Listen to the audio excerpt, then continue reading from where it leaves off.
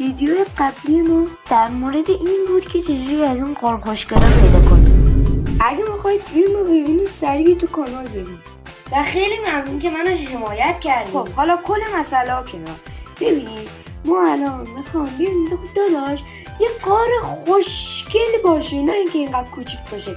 اولا بیشتر دایمند رو تلاش پیدا میکنه. امروز اومدم خودم این کارو کنم. فکری کردم که من همین کارو کنیم. درسته که میری زیر زمین و اگه بری داخل زیر زمین بکنی، ولی من تا نصفاش رفته بودم. میخوام برم تا ته ببینم دیگه واقعا میرسیم به یه قاره خوشگل یا نه.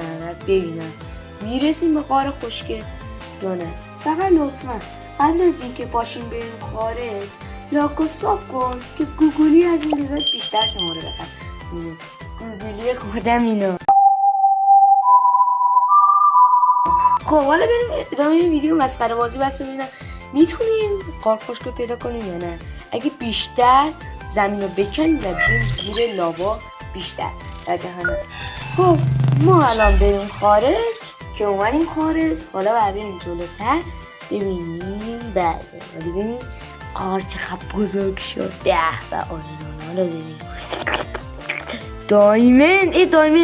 دایمند پشمان. راستی من این تورچا رو از قبل گذاشته بودم و از قبل وارد این قار شده بودم. حالا فکر نکنید من این دایمند رو گذاشتم، طلا اینا هیچ کدومو خودم نذاشتم و قبل تو قار بود.